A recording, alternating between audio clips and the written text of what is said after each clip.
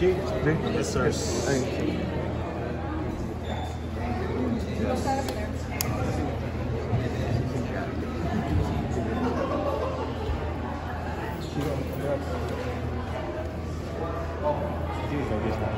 Ano mo nang sayo mo sa best player award mo first? Maraming salamat sa inyo lahat. Siyempre, sa malaking bonus para sa akin, and siyempre sa tulong ng mga coaches and teammates and mga lahat na sumusuporta sa akin, binibigay ko itong award na ito para sa akin. And siyempre, papasalamat ako sa kanya. Pero medyo mix, palalo ko kanina.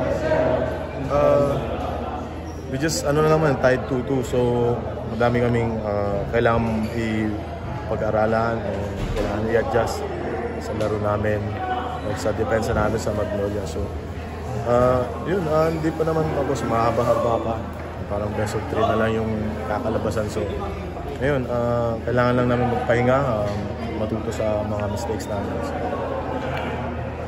Sige, anong nagbago sa laro ng Magnolia tsaka yung part na nahihirapan kayong maka-adjust? Actually, maganda yung adjustment nila, pero yun nga, kailangan din namin mag-adjust sa offense namin. And yun nga, hindi pumapasok yung mga outside shots namin, kailangan namin ipasok. And nag-struggle kami na i-set up sila. So yun yung kailangan namin ayusin.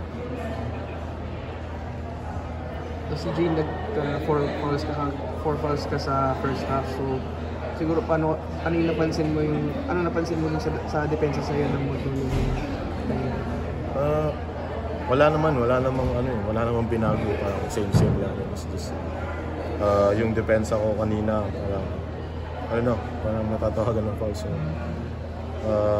siguro kailangan ko na lang din mag-adjust sa mga tawag ng referee.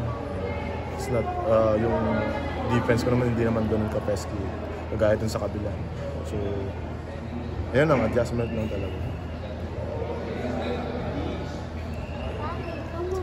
Si Junmar hindi nakalaro masyado ng third, fourth quarters. Do you take it as additional responsibility na kailangan maging leader ka dito sa team na is not available? Hindi naman siya responsibility, pero syempre Junmar, kailangan talaga namin si Junmar. Kahit balik-balik na rin minsan, kailangan namin si Junmar. So, hope na next game talagang 100% siya. Sana hindi magalaw yung injury niya. Yun, kailangan lang namin din talaga bigyan yung best namin.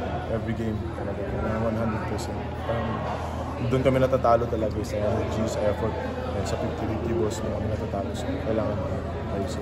Ikaw rin kanina, CJ, may isang layup ka na parang hindi mo nakuha yung elevation or are you okay physically? Okay naman. Medyo inaalalayan ko lang yung kalungan, pero okay lang naman.